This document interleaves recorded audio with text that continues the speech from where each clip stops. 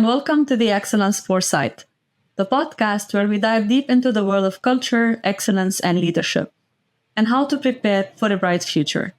I'm your host, Nancy Noemi, and I'm thrilled to bring you the second episode of our second season. In this second season, we'll explore the journey of achieving excellence, learning from the best, and understanding the nuances of leadership that drive outstanding results. In the next few months, I will be joined by truly remarkable guests who have redefined what it means to excel in their field. Whether you're looking to improve your own practices or gain insights into top-tier strategies, you're in the right place. And today's episode is about perfection. And what does this mean in the business world? While it can be an inviting concept for some of us, it could be intimidating for others. So which side is your business on? Our special guest today is a dear friend. Our roads have intertwined on several occasions, as we serve together at the board of the American Society for Quality, and we're both strong advocates of the principle-based Shingo Model for organizational excellence. He is the president of PXS Group in Costa Rica. Welcome, Edwin Garro. Thank you, Nancy. I'm honored to be here, and congratulations on the second season of your podcast. Thank you very much, Edwin. I'm so pleased to have you here with us today. So let's get ready to be inspired as we delve into the extraordinary world of excellence with our special guest. Let's jump right into our episode today, Seeking Perfection, and the power of believing we are number two. So Edwin, this is my first question to you here today. What does seeking perfection mean to you personally? Oh, that's so beautiful. There's a word in Japanese, and when I say that's so beautiful, I mean the concept of seeking perfection. And there is a word in Japanese, and the word is Kodawari. And Kodawari means that commitment to get to something that is perfect, okay? And knowing that you will never get there. So examples of Kodawari are the musician that practices 6 hours a day, the athlete, the world-class athlete, preparing for the Olympics in France in a few months, practicing and training at 4 a.m. in the morning. So is that constant sense that you have to perfect what you are doing, but knowing that it's not going to happen at the end. And you have to contrast Kodawari with another Japanese word that we use all the time, which is Kaizen. Yeah, okay. So Kodawari at the end means trying to be the best, right? While Kaizen means being better every single day. Yeah, so to give you an example, here in my home office, I have a goal, a Kaizen goal. And that Kaizen goal in my office is to improve one thing in my office every week. Wow. So I have to set 52 improvements a year in my little office. Okay, that's the goal. But my Kodawari is, as a quality professional, and especially in the analytics world, I strive to be better and better and better all the time in how to explain analysis. So here is the analysis, mathematics, statistics, computers, etc. But here is the explanation. So many times we are very good in the analysis, but we are not very good telling the stories about what happened in that analysis. So my Kodawari is to practice and practice and practice how to explain with a story what happened in an analysis. Wow, this is a great analogy, I think. And you know, my son is a cyclist and he practices a lot, like 4 a.m. in the morning. They used to go ride in the desert. So there's a lot of commitment, absolutely, to seek perfection. There is a lot of commitment, yes. Exactly. That's really great. So, Edwin, I read once about a company following this concept that to keep improving And to maintain in top position, they believe that they are number two, not number one, because once you reach number one, you might be stopping to improve. So what do you think about the strategy of keeping in mind that you're not yet there, right? You are still number two, even if you are the best in your field. What does this strategy help organization achieve? Yeah, so I love it. I love it. So the goal is to be the best. Okay, but in practice, you know that you have to improve and you have to improve. And I think you referred to Avis rental car. Yeah. Okay. So for many years they had the motto, "We are number two." So we strive to be number one. I think we all should do that. Okay. There always be situations in which we are not the best. Someone else or another company is the best. That is great. That is great. That means that we have someone or some company or some entity to follow. Yeah, so we have examples. There are behaviors that we don't have. There are results that we don't have. Excellent, excellent. Because in practice, then that will make us improve all the time. Yeah, I totally agree. I like the strategy. And I think everyone needs to keep in mind that this is a really powerful way to seek perfection and to keep believing we're number two, to keep improving. Edwin, for you, I think you have a blended background and you have a lot of different interests, right? I'm not going to share some of them. I'll leave it to you. But for you, how do you define excellence? And how does it differ from perfection? And we say the chicken and the egg, right? So which one comes first, excellence or perfection? Or what's the correlation between both of them? So my definition of excellence, by the way, is a very bad definition because I have to use the word excellent to define excellence. Okay? So it's a definition that calls itself. So first, we have to have a purpose. So we need to understand, in order to be excellent, excellent for what? Excellent in what? Okay, so we need to understand our purpose. Is it to serve our clients or customers in a certain way? Okay, boom, we got it. We have a purpose. Now that we have a purpose, so I know you asked for a definition and I'm giving you the law of definition. Okay, so you have a purpose. Now you need to get to excellent results for that purpose. And, the usual, world-class results, best possible results, the best for your client, for your customer. Okay, so excellence is excellent results, but that is not all.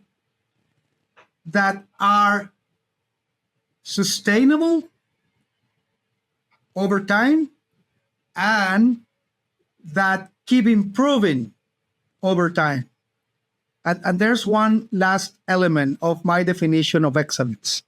And everybody in an organization participates in getting the organization to that excellent purpose.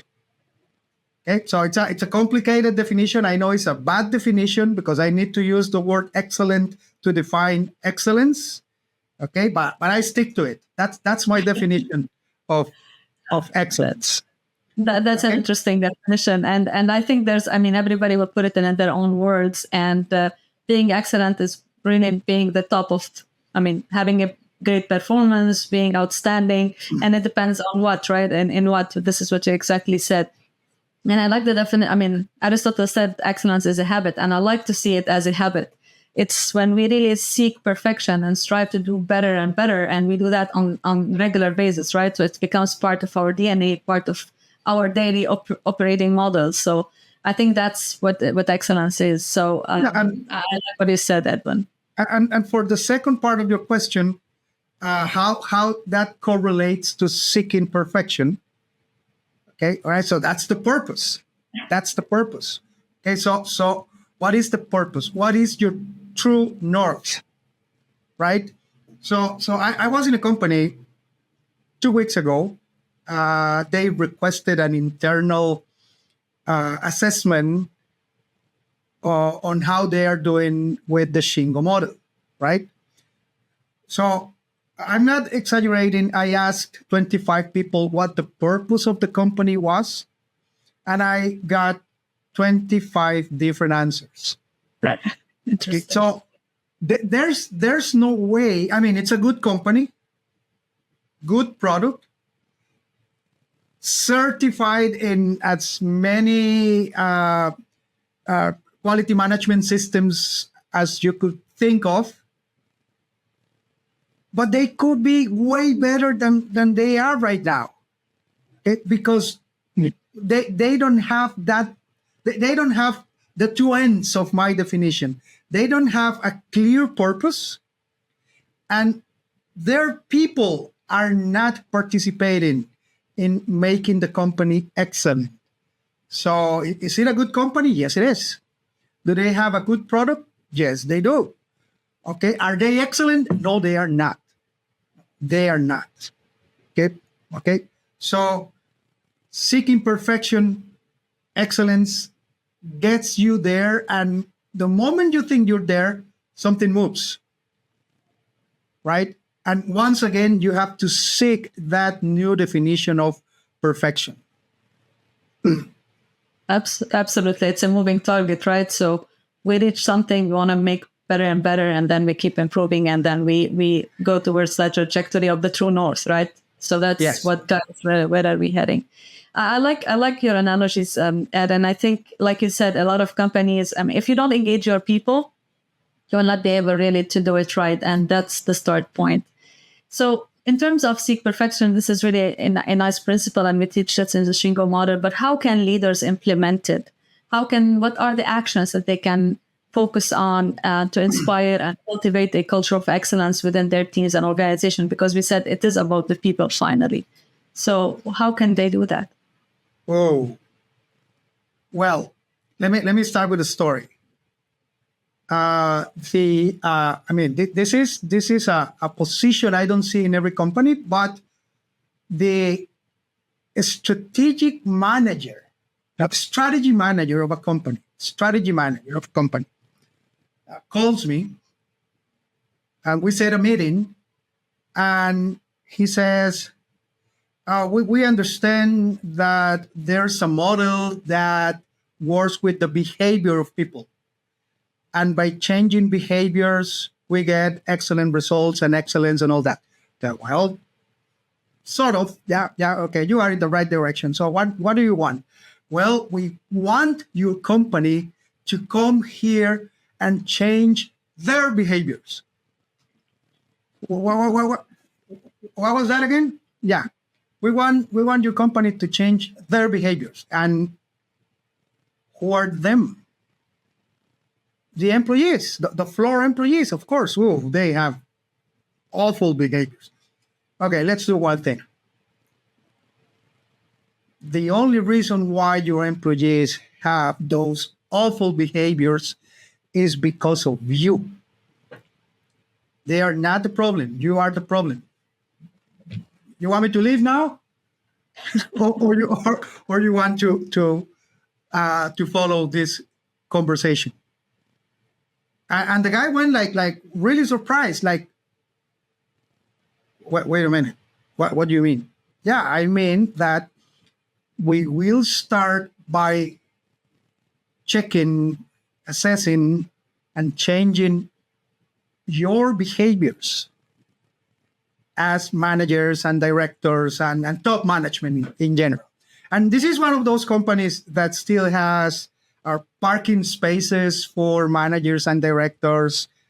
And it's so funny because it's a huge company. So employees have to park about a kilometer from the facilities, while directors and managers park right there in next to the facility. Directors and managers never go to the cafeteria. Okay. So just to give you two very little examples on how behaviors affect this company. So there are two worlds. This is the world of the directors and managers. They are of one class, and this is the world of employees, of the rest of the people. So, seeking perfection starts with top management understanding and practicing humility and respect, or to put it in the right order, respect and humility, right? And it's so hard. It's so hard. This is a company with 75 years of history. And I like to tell them, well, you are exactly the same age as Toyota. The problem is you went a completely different way.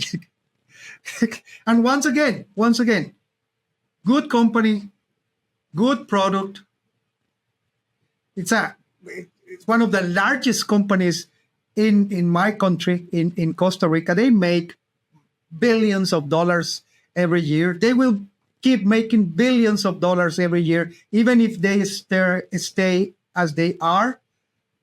Okay? But they are not seeking perfection because it's not allowed. It's like saying top management is not allowing anyone else to seek perfection here. I'm happy to say that things are changing. Things are changing fast. And you can see how top management is starting to change their behaviors. Okay? And just by that, then by example, right? By example, then the rest of the people is seeing that. Okay, so I can talk to you. I can give you my ideas. You're going to listen to me? Well, that's new, but I like it. Yeah, and I mean, this is a great example where there's initially a disconnect, right, between leadership and their employees. And once you break that and you get closer to the employees, you can do miracles with them, I think, Edwin. And changing the habits and changing the behavior takes time. But if there's intention to do that and you're going to seek perfection. So that makes a big difference in organization. I like this. I mean, these approaches of seeking perfection. But I want to a little bit move to another topic of of interest to you, and where I think you're becoming an expert in is creativity, right? So you had co-authored the book, Your Creativity Sprint. And can you tell us a little bit more about it? Oh, yeah. Thank you. Thank you for asking. And I think creativity is a very important aspect of seeking perfection. So, I've been in continuous improvement for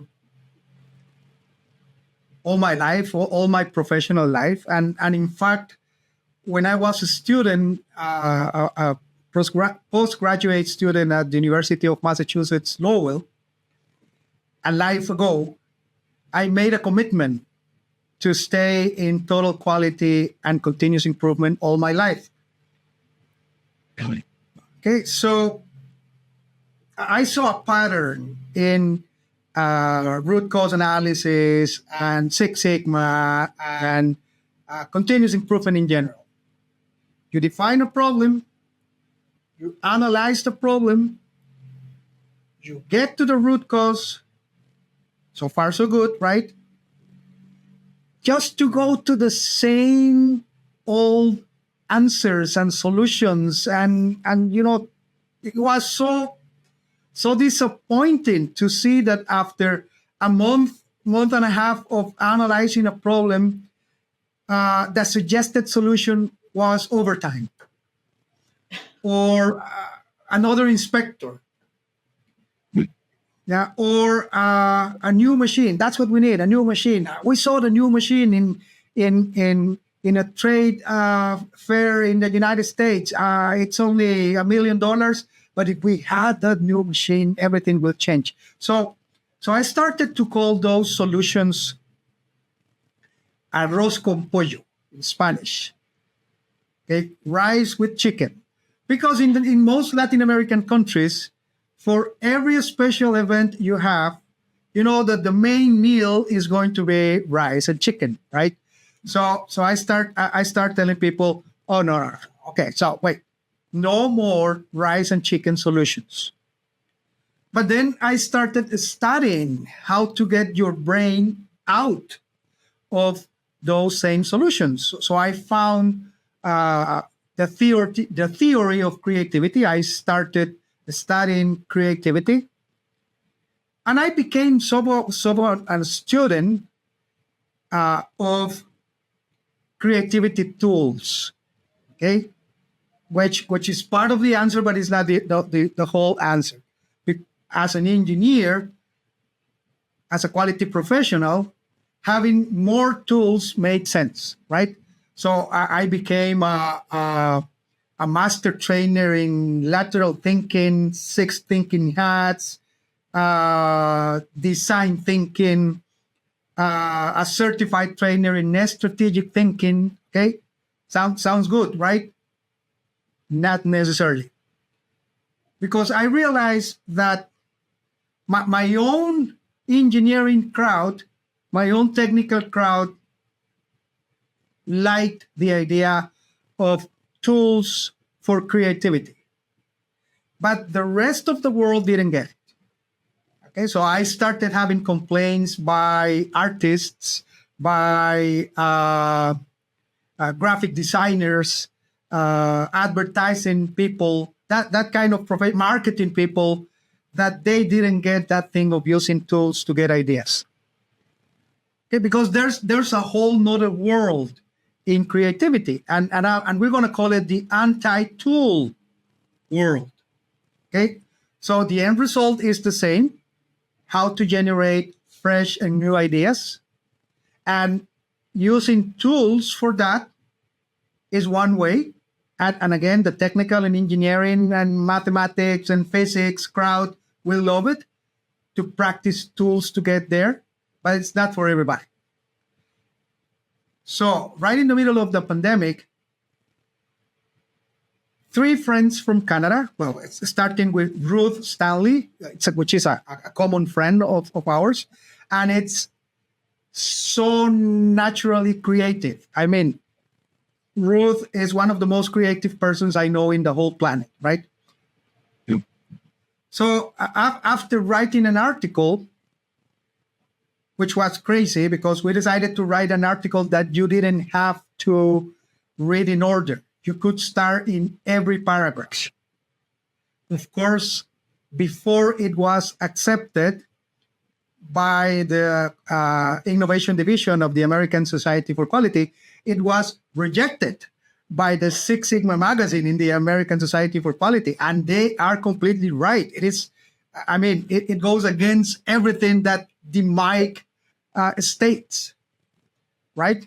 So we decided to write a book, Ruth and I, and she invited two wonderful Canadian professionals, Tim Ragan and Dwight Paulus. And at the beginning, we didn't even know why, but we started with a creativity tools book. And then we realized that if we wrote a creativity tools book, we would be writing one of hundreds of books in the same subject. So we decided to change to an anti-tool approach. Just things to connect, to trigger your brain. Go to take a walk. Smell your environment. Call a friend. Talk to an enemy. Talk to someone who has the complete opposed view that you have for a problem. That kind of thing. Yep. We ended up with a combination of book, diary, that allows you for 5 weeks to go with one of those activities after one of those activities, so you learn what triggers your creativity. You learn what triggers your new and fresh ideas. And it was a great experience, great experience. Just the experience to write the book with them. And we love it. We love the result. Your creativity sprint. We love it. That's very good. And I think I've read your book, Ed, and there's a lot of, I think, learning from it. And people, one day start practicing, they will get to know what works for them and what doesn't work. And I think this is where creativity and perfection could really, I think, support each other. So by being more creative, and like you absolutely highlighted that, right, is that we lack creativity in what we're doing, right? So sometimes coming up with new things is important, and we don't have to reinvent the wheel, but just looking at things differently. And at WCQI ASQ conference last month, someone from Disney, ex-Disney creative, I think, he mentioned freshness, and it's important to get that freshness opinion, freshness look, right? And that's why we talk to different people. We get different opinions to widen our horizon and our thoughts around things. And this is where creativity flows. So thank you for this, Ed. Do you have any last thoughts to share with our audience here today? Well, when you think about it, it is important that we all find reasons to improve every single day. Yeah, there's a difference between a world-class musician or athlete and us. And it's that the world-class musician can practice for 6 hours a day, okay, to perform for 1 hour. But if you think about the way we perform all the time. So we have to combine practicing and performing and getting better at the same time. So what a challenge, huh? Yeah. So my message to everybody here is practicing to be the best has to be your Kodawari, and improving to be better has to be your Kaizen. Okay, so always strive to be the best and always improve. Kodawari Kaizen. And I love Japanese. You know that I love the Japanese language. Yeah.